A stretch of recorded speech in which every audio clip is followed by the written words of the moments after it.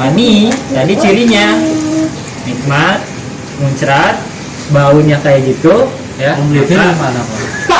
Apa? Leber. Leber. Nah, itu berarti mani. Dan ana manungsa sing sempurna, ra ana manungsa ora duwe dosa.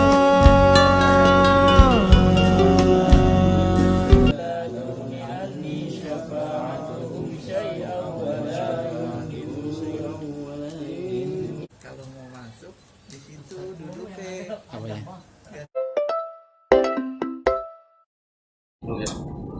Bismillahirrahmanirrahim. Assalamualaikum warahmatullahi wabarakatuh. Bismillah. Alhamdulillahirabbil alamin. Wassalatu wassalamu ala sayyidil anbiya wal mursalin wa ala alihi washabihi ajmain. Amma ba'd. Yang saya hormati Bapak-bapak sekalian, jamaah yasinan rutin warga Green Palem Residen Cileles Tiga Raksa Tangerang. Syukur alhamdulillah, pertama sama-sama kita panjatkan hadirat Allah Subhanahu wa taala yang senantiasa mencurahkan nikmatnya sehingga di malam Jumat ini seperti biasa tadi alhamdulillah sudah kita laksanakan rutinitas kita, yaitu pembacaan Yasin, tahlil dan juga doa. Dan sekarang kita lanjut ke diskusi atau keilmuan tentang fikih. Mudah-mudahan bisa menambah wawasan kita tentang ibadah terutama, sehingga bisa menambah kualitas ibadah kita, bisa lebih khusyuk, lebih dekat lagi dengan Allah, sehingga efeknya kembali ke kita dan ke keluarga kita. Kita buka dengan tawasul kepada Rasulullah SAW dan menghadiahi sahibul hadal kitab, Fatihah. Bismillahirrahmanirrahim. Ila hadratin Nabil Mustafa Sayyidina Muhammadin sallallahu alaihi wasallam wa ala alihi wa azwajihi wa dzurriyyatihi wa ahli baitil kiram syalillahi lahumul Fatihah. A'udzu billahi minasyaitonir rajim. Bismillahirrahmanirrahim. Alhamdulillahi rabbil alamin arrahmanir rahim maliki yaumiddin. Iyyaka na'budu wa iyyaka nasta'in ihdinas siratal mustaqim. Siratal ladzina an'amta 'alaihim ghairil maghdubi 'alaihim waladdallin. Tsumma hadatani ila ruhi sahibul hadzal kitab Zainuddin bin Abdul Aziz Al-Maribari Al-Fanani. Wa ila jami'il awliyadi wa ila jami'il zurriyati fi barri wa bahriha wa usulim wa furuhim syalillahi lahumul Fatihah. A'udzu billahi minasyaitonir rajim. Bismillahirrahmanirrahim. Alhamdulillahi rabbil alamin arrahmanir rahim maliki yaumiddin. Iyyaka na'budu wa iyyaka nasta'in ihdinas siratal mustaqim. Siratal ladzina an'amta 'alaihim ghairil maghdubi 'alaihim waladdallin. Amin. Alhamdulillah masih bisa kita lanjutkan kelanjutan dari kitab Fathul Mu'in. Setelah minggu lalu ada sedikit halangan, yaitu cuaca yang kurang mendukung, tapi malam Jumat ini alhamdulillah cuacanya mendukung. Kita lanjutkan masih membahas bab tentang toharoh atau bersuci. Setelah kemarin kita bahas tentang wudhu sebagai salah satu cara untuk bersuci dari hadas kecil, ya. Dan sekarang kita bahas tentang mandi wajib, atau kita mulai dengan sesuatu yang mewajibkan mandi. Kenapa sih kita harus mandi wajib? Apa sebabnya? Nah, ini kan kita bahas. Ini topik favoritnya Pak Thomas nih. Tenang Pak Thomas, terkabul malam ini. Wa mujibuhu arba'atun. Yang mewajibkan mandi itu ada 4 macam. Jadi ada 4 hal yang menjadi sebab kita harus mandi wajib kalau kita mengalami salah satunya. Ya, jangan nunggu 4-4-nya, baru 1 katanya. Nunggu 4 enggak gitu. Salah satu aja udah kita alami, maka kita wajib mandi. Apa itu? Ahaduha khuruju maniyihi. Nah, yang pertama itu keluarnya mani dengan jelas. Jadi yakin kalau itu yang keluar adalah mani. Ya. Jadi mani ini kalau dalam bahasa biologi apa? Sperma. Bibit manusia. Ya. Itu kalau kita yakin keluar mani, yang biasanya yang keluar mani tentu laki-laki, ya. Itu kita wajib mandi. Nah, mani ini dapat diketahui melalui salah satu dari 3 ciri. Jadi ada 3 ciri yang menjadi ciri utama dari kalau kita sedang keluar mani. Nah, Pak Thomas coba nih sambil diidentifikasi. Ada nggak 3 cirinya ini? Jago dia mau udah. Awalan wa yurafu bi ahadi hawa khisis salasai min taladzuzi bi khurujihi. Yang pertama katanya awalan, ya, keluarnya mani itu cirinya terasa nikmat saat keluar.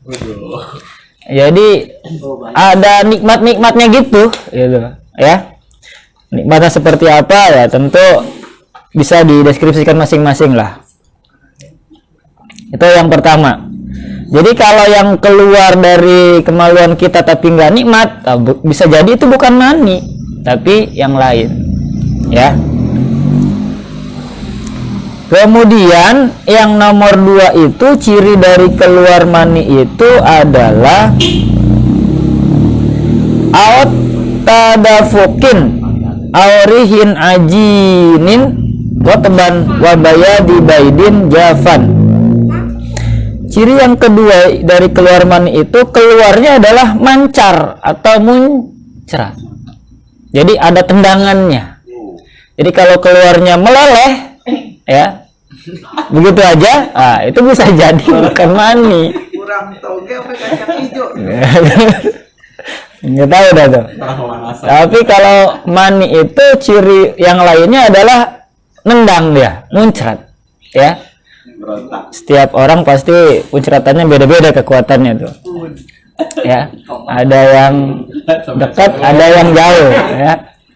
Tergantung apa ya? Mungkin tergantung gaya hidupnya, tergantung apa yang dikonsumsi, apa yang dimakan, yang diminum, sehat apa enggak, olahraganya rajin apa enggak, itu juga mempengaruhi itu. Nah, ada 2 tuh. Yang pertama keluarnya nikmat, yang kedua muncrat atau mancar di sini. Nah, yang ketiga dari segi baunya. Kayak apa baunya? Aurihi ajinin rotban wa bayadi baidin jafan fa in fuqidat hadhil khawasu fala ghusla. Yang ketiga dari ciri adonannya dari ciri baunya itu kayak adonan ketika masih basah. Adonan apa nih? Ya, adonan kue lah kayak gitu ya. Dan bau putih telur ketika kering. Jadi kalau udah kering tuh kayak bau putih telur.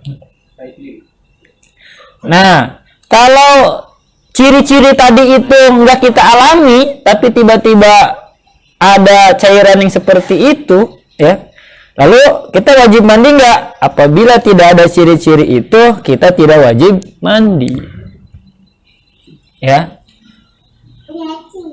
Nggak ngerasain nikmatnya, nggak lihat mancarnya, dicium baunya nggak ada. Nah, kita nggak yakin itu mani atau tidak, maka kita tidak wajib mandi kalau kita ragu, gitu ya. Tapi kalau malamnya mimpi atau habis melakukan sesuatu gitu, nah itu bisa dipastikan mani. Naam, betul demikian. Lau syakka fi syai'in amaniyun huwa amadiyun. Betul demikian, tetapi jika seseorang merasa ragu mengenai apakah sesuatu itu mani atau madhi. Nah, madhi itu apa? Nanti di depan ada. Madhi. Jadi yang keluar dari kemaluan laki-laki itu ada air pipis, ada mani, ada madhi. Beda-beda tuh. Iya. Nah, kalau kita ragu itu mani atau madhi, maka takhayyar, kita boleh memilih. Artinya ya kita boleh milih. Kalau kita yakinnya ke mani, berarti kita wajib mandi. Tapi kalau kita milihnya itu adalah madhi, berarti nggak wajib mandi. Nah, madhi ini sekilas bisa dijelaskan itu cairan putih bening, ya, yang nggak ada baunya, bening aja gitu. Biasanya keluar kalau kita sedang capek banget, atau kita lagi gairahnya lagi naik, lagi birahi, itu keluar tuh. Atau bisa juga jadi pelumas, ya, pada saat jima itu juga madhi. Nah, ketika yang keluar cuma pelumas itu kita nggak wajib mandi tuh, tapi itu hukumnya najis, harus dicuci. Tapi kalau yang keluar itu adalah mani, tadi cirinya nikmat, muncrat, baunya kayak gitu, ya, maka apa?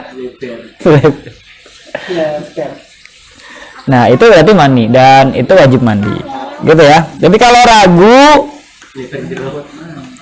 ragu itu kita boleh milih madhi, boleh milih mani.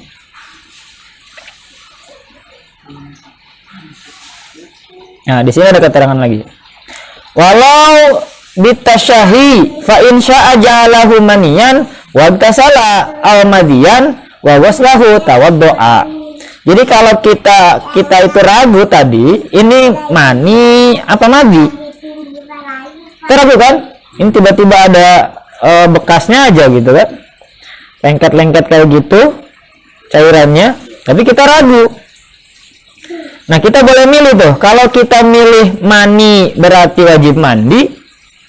Kalau kita milih madhi berarti nggak wajib mandi, tapi celananya atau sarungnya yang ada cairan itu harus dicuci, harus dibersihkan karena itu hukumnya najis, nggak bisa dipakai sholat. Tapi kalau mani dia suci, dia nggak najis dan itu bisa dipakai sholat, gitu. Tapi jijik aja ya.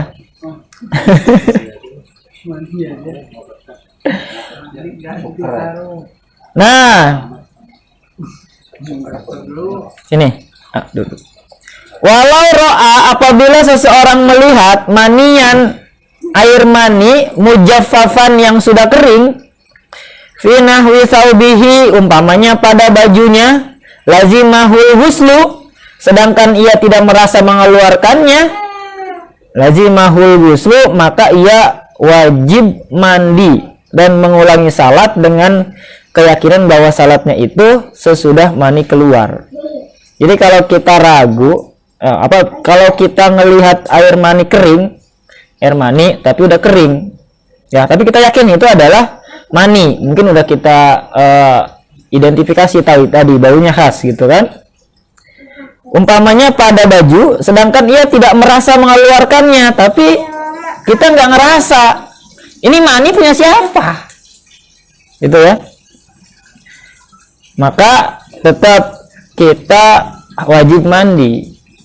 Kenapa? Ya, itu pakaian siapa? Ya, siapa lagi yang ngeluarin mani kalau bukan kita, gitu. Mungkin kita lupa.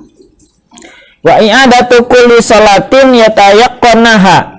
Maka ketika kita udah sholat, misalkan udah terlanjur sholat subuh gitu kan, kita baru sadar di situ di sarungnya ada maninya dan kita ternyata belum mandi wajib, maka diulang tuh sholat subuhnya, gitu ya. Karena kita hukumnya masih punya hadas besar. Sedangkan orang punya hadas besar, itu salah satu larangannya adalah sholat. Ba'dahu malam yahtamil adatan kaunuhu min ghairihi. Tuh yang pertama tuh, Pak Thomas. Yang pertama dengan yakin keluar mani. Tadi cirinya udah ada 3. Kan ada 4 tuh, coba mandi. Sampai sini dulu, ada pertanyaan juga? Ya? Pada ngerasain kan? Nah, bisa ngebedain. Nah, kalau memang sudah yakin itu adalah mani atau sperma, ya kita punya hukum, kita punya hadas besar, maka wajib mandi, gitu. Tadi kalau ragu pagi-pagi ini mani apa madhi, kita boleh milih tuh, ya. Kalau kita condongnya ke mani, berarti kita mandi. Kalau kita condongnya ke madhi, berarti kagak usah mandi wajib, tapi harus dibersihkan. Najis. Tuh. Lalu yang nomor 2 apa yang menjadi penyebab hadas besar atau wajib mandi? Wasaniha dukhuluha syafah au qadriha min faqidiha. Wah, ini juga seru nih. Yang kedua adalah masuknya hasyafah. Hasyafah itu zakar. Zakar itu barang kita, kemaluan kita, ya. Atau barangnya udah nggak ada, misalkan ada orang udah disunat gitu kan, sunatnya kebablasan sampai putus gitu kan, sampai nggak ada batangnya, itu gimana?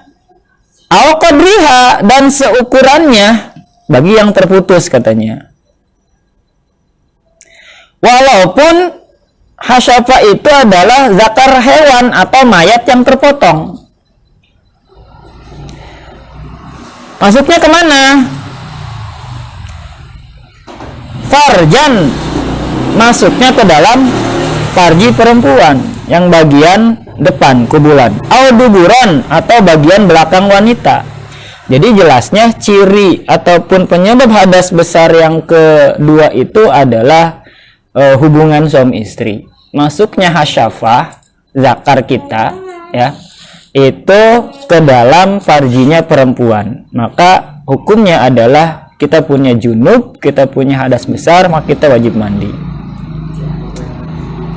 Kalau yang dimasukin itu zakarnya hewan, ya misalkan ada nih perempuan iseng banget gitu kan, mungkin lakinya kagak pulang-pulang gitu, pakai alat kelamin hewan.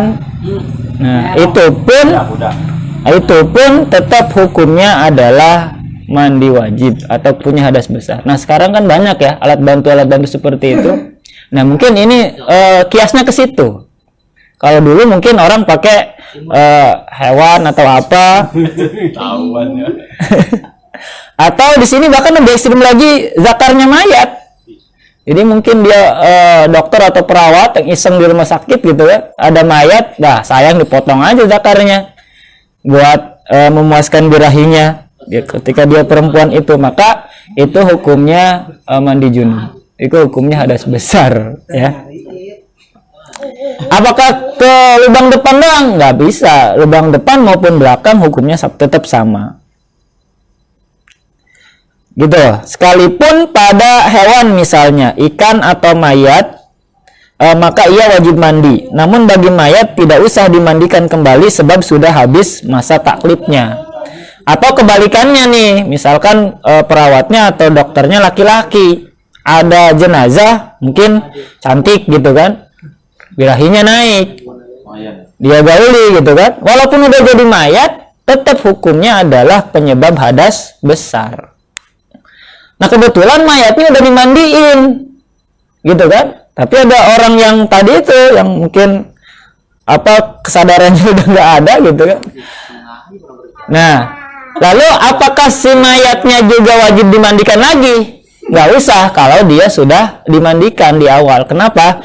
Karena orang meninggal itu hukum taklifinya udah hilang. Hukum taklif itu adalah hukum yang melekat pada seorang muslim yang sudah baligh.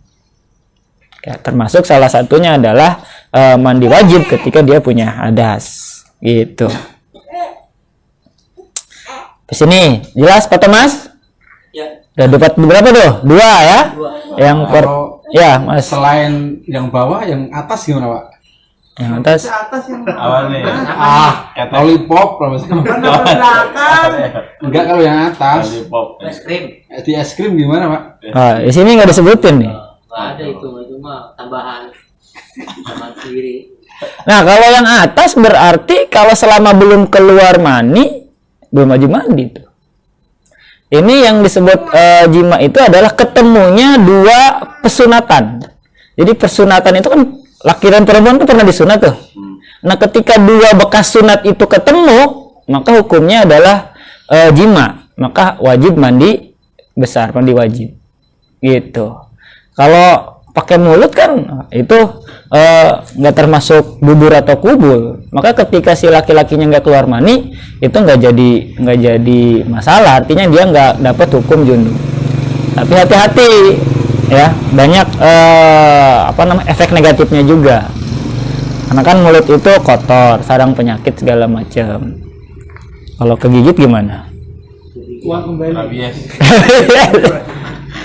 Hidupnya lagi. Bukan aku Rabies lo, jangan lo. lecet. Nah, ini nih kalau nggak bisa sama bapak.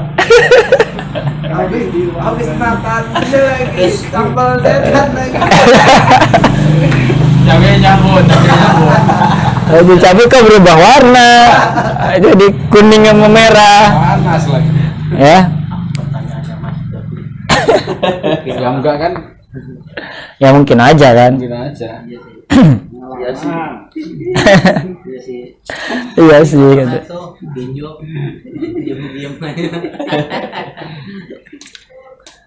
Ada lagi? Diam di kemarin. Nah, dapat 2 tuh ya. Nyakut enggak tuh? Lagi gigi. Kacau lo. Nggak ada aldi. Tapi hati-hati tuh, dalam Islam ada ulama sebagian yang tidak memperbolehkan. Karena tadi ketika itu kan kalau keluar mazinya, maka mazi itu kan najis. Nah, ketika najis kan nggak boleh kemakan atau keminum, ketelen gitu. Ya. Termasuk mungkin ada yang hobi Ada kau beda agama. Jadi bebas lah dia mah. ya, hati. Dalam Islam tetap ada aturannya. Salah satunya apa? Nggak boleh telanjang bulat. Harus ada selimut. Harus ada sarung yang menutupi. Jadi nggak boleh benar-benar kebuka total, nggak ada sama sekali pakaian gitu. Minimal selimut atau sarung lah gitu. Tuh Pak Thomas. Oh, kaki. Mani tadi cirinya nikmat, muncrat, baunya kayak gitu, ya. Leper mana kok? Apa? Leper. Nah, itu berarti mani dan itu wajib mani. Gitu ya. Jadi kalau ragu, Leper jeruk. kalau ragu itu kita boleh milih. Kita boleh milih mazi, boleh milih mani.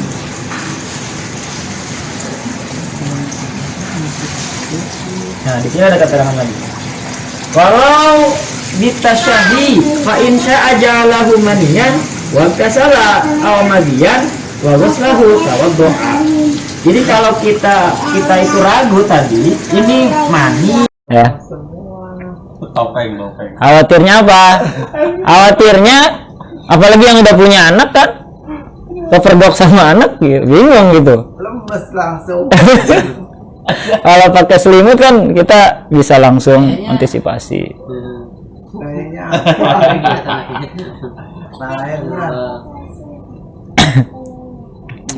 Tuh dapat 3 tuh, dari 2 ya. Wasali suha, dan yang ketiga, kita selesaiin aja nih malam nih biar nggak penasaran. Wasali suha, dan yang ketiga haidun, yaitu haid. Nah ini buat perempuan nih, buat istri, buat anak-anak kita yang perempuan, boleh dikasih tahu. Ain kita yaitu darah tidak keluar lagi setelah haid berhenti, ya. Jadi ketika haid sudah berhenti, kita wajib mandi.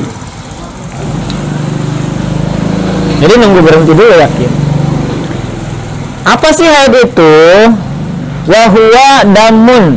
Haid itu adalah darah yakhruju min aqsarahmil mar'ati, yang keluar dari ujung rahim perempuan fi awqatin makhsusatin, pada waktu-waktu tertentu. Berapa lama paling sedikit? Wa aqallu paling sedikit adalah sinnihi tis'u sinina qamariyatan, atau maksudnya paling muda wanita itu keluar darah haid usianya adalah 9 tahun. Tapi 9 tahunnya bukan tahun Masehi, Januari dan seterusnya, tapi tahun Hijriyah. Ya, tahun Hijriyah. Bisa minimalnya adalah 9 tahun. Tapi kalau sekarang karena mungkin banyak faktor, biasanya lebih muda udah keluar haid. Anak kelas 6 SD juga usia berapa? 12, bahkan itu 9 ya. Kan sebelum 9 juga ada, tergantung bongsor atau enggaknya, tergantung hormonnya juga, banyak faktor.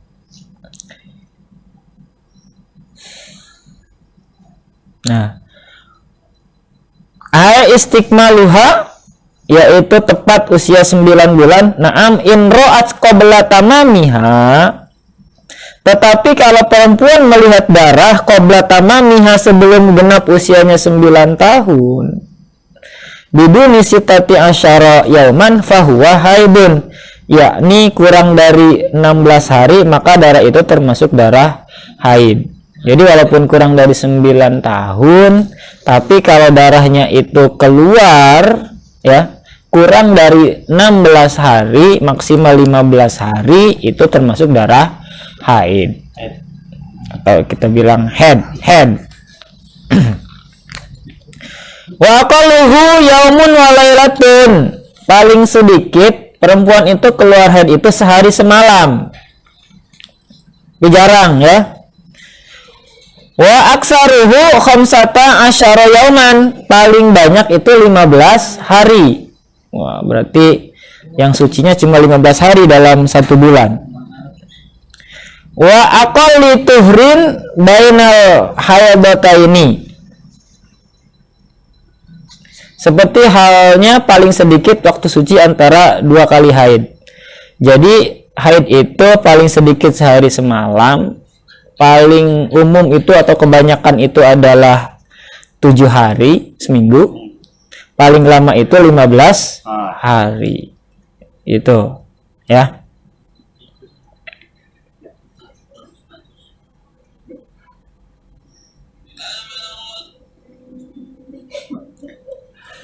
Wa yahrumu bihi ma yahrumu bil janabati, seorang wanita yang haid haram melakukan sesuatu sebagaimana orang yang dilarang ketika punya junub. Ya, punya junub, punya hadas, itu nggak boleh baca Quran, nggak boleh sholat dan sebagainya. Wa mubasyaratun ma baina surratiha wa rukbatiha. Nih Pak Thomas katanya ada nih keterangannya. Dilarang pula bersentuhan kulit dengan laki-laki, yaitu di antara pusar sampai dengan lutut. Tuh, kalau lagi haid istrinya itu nggak boleh tuh kita sentuhan kulit antara pusar sampai lutut. Tapi kalau bagian atas boleh. Itu kalau lagi haid. Iya. Kalau hidup tangannya boleh kali. Boleh. Ya. Atas boleh, atas. Atas boleh. Maya nggak ada lah. Kan? Nggak sama sekali nggak ada ya. Ada lah. Ada celah. Nah, tapi ada sebagian lagi pendapat ulama yang berbeda. Wakila la yahrumu, nggak apa-apa katanya antara pusar sampai lutut, asal jangan sampai jima saja, asal jangan sampai tadi itu hubungan suami istri, asal jangan sampai dimasukkan. Iya. Nah, waqtaruhun Nawawi fi tahqiqi li khabari Muslim isna'u kulla syai'in illa nikaha. Boleh kamu kerjakan setiap perkara kecuali jima. Jadi ketika istri kita lagi haid itu nggak boleh dijima. Tapi kalau yang lainnya selain itu boleh. Ya. Boleh kita sentuh, boleh kita bercumbu segala macam, tapi jangan sampai masuk, itu aja kalau lagi haid. Tapi untuk mengantisipasi, jaga tuh area pusar sampai lutut. Jadi ada ulama yang melarang area pusar sampai lutut, pokoknya nggak boleh kesentuh area itu. Tapi ada juga boleh, nggak apa-apa kesentuh, asal jangan sampai jima, jangan sampai masuk si kelamin kitanya itu ke istri kita, gitu ya. Itu yang udah halal, yang udah sah gitu kan, apalagi yang masih calon, baru pacar, aduh, hati-hati tuh. Calon berarti nunggu nggak haid. Mudah pak. Mau di DP. Kalau masih calon, head nggak head ya sama aja hukumnya.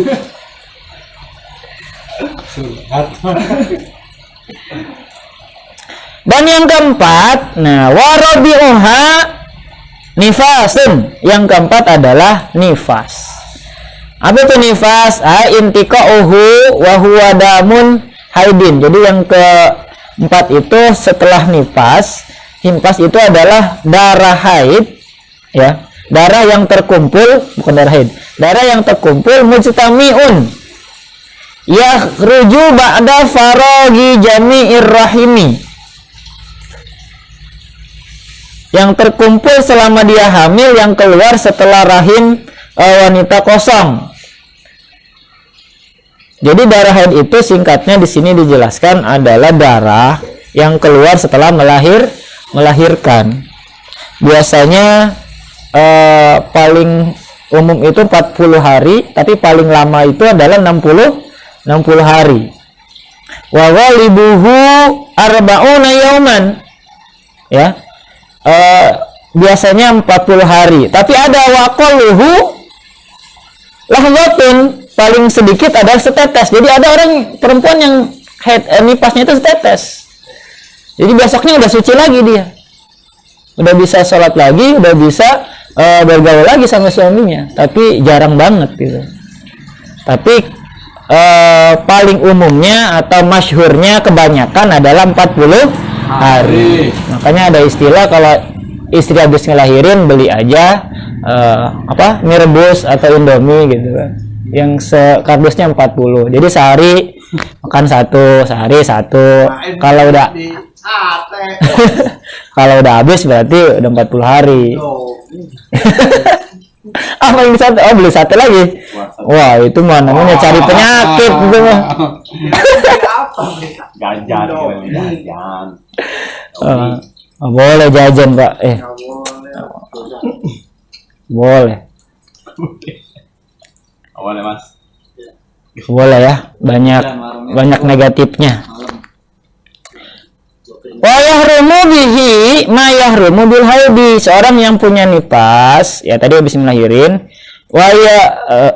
melakukan sesuatu yang sebagaimana orang haid itu juga hukumnya haram. Jadi sama, nggak boleh sholat, nggak boleh puasa dan sebagainya. Wajibul ghuslu aidan, wajib mandi juga bil wiladati karena sebab melahirkan. Walau bila balalin, walaupun tidak basah. Ada kasus orang melahirkan itu kering, tapi jarang banget ya. Jadi habis melahirkan itu juga wajib mandi, namanya mandi wiladah. Ya, wiladah. Walau bila balalin, walaupun tidak basah, dalam arti lahirannya kering. Wa ilqa'i alaqatin. Demikian juga apabila keluar darah kental. Maksudnya darah kental di sini biasanya orang keguguran, ya. Itu ketika dikeluarkan si janin itu tetap hukumnya dia punya hadas besar, maka wajib mandi, gitu ya. Keluar juga, Pak. Enggak kalau itu. Nah, tergantung nanti enggak ada nifasnya. Itu cuma mandi wiladah aja. Itu. Wa mudghatin, daging keguguran. Wa bi mauti muslimin, dan mati bagi muslim ghaira syahidin, yang bukan syahid. Nah, jadi ketika orang meninggal, kenapa dia wajib dimandikan? Karena dia punya hadas besar. Harusnya dia mandi sendiri tuh. Berhubung gak bisa mandi sendiri, gak dimandiin. Ya. Terus habis itu diwudukan juga tuh. Diwudukan, habis itu disolatkan. Jadi ketika sudah dimandikan, sudah diwudukan, udah buat dia tuh nggak ada hukum batal wudu, batal mandi. Jadi ketika repot mandi dimandiin lagi segala macam, ya tinggal disolatkan. Makanya ini sebenarnya teguran buat kita. Ketika kita sekarang masih bisa mandi wajib sendiri, ya jangan ditunda-tunda, jangan disepelekan. Yuk mandi sendiri, jangan nunggu sampai dimandikan. Selama kita sekarang masih bisa wudhu di tiap-tiap waktu sholat, yuk wudhu sendiri, jangan nunggu wuduin. Selama kita masih bisa sholat sendiri, ya, kan, jangan nunggu di sholatin. Nah, ini teguran buat kita. Karena kata Rasulullah, nasihat yang paling hebat itu adalah kita melihat orang yang meninggal dunia. Karena kalau kita dengerin ceramah Ustadz, ya Ustadz cuma bisa ngomong gitu. Tapi ketika kita melihat orang yang meninggal, wah kebuktian tuh. Buktian apa? Kita juga nanti kayak dia. Suatu hari nanti bakal seperti itu. Sekarang kita takziah, mungkin besok kita ditaziahi. Kita nggak pernah tahu, gitu. Kalau kata orang katanya umur kagak ada orang tahu. Saya mah tahu umur. Lihat aja KTP-nya lahir tahun berapa. Jadi itu maksudnya ajal. Ajal kita nggak tahu kapan datangnya, ya. Kalau umur mah tahu. Gitu. Ada pertanyaan sampai di sini? Jadi itu ya sebab-sebab orang mandi wajib. Kita rangkum. Yang pertama tadi adalah khuruju maniin, keluar mani. Tadi cirinya udah ada 3 itu. Yang kedua adalah jima, yaitu masuknya hasyafah ke dalam farji, ya. Itu udah termasuk kena hukum mandi wajib. Yang ketiga adalah buat perempuan yang lagi haid. Yang keempat untuk perempuan juga nih, yaitu nifas. Nah, turunan dari nifas itu ada juga mungkin bisa dikategorikan yang nomor 5 adalah wiladah, yang nomor 6 itu adalah meninggal dunia. Jadi kalau kita jabarkan itu ada 6 poin itu. Gitu. Sampai di sini? Cukup atau kita lanjut? Cukup ya. Kita cukupkan. Alhamdulillah. Wa farduhu ayil ghuslu summa qal wallahu a'lam bissawab. Assalamualaikum warahmatullahi wabarakatuh. Waalaikumsalam warahmatullahi wabarakatuh. Iya. Alhamdulillah. Ini selembar kapan hatamnya ini?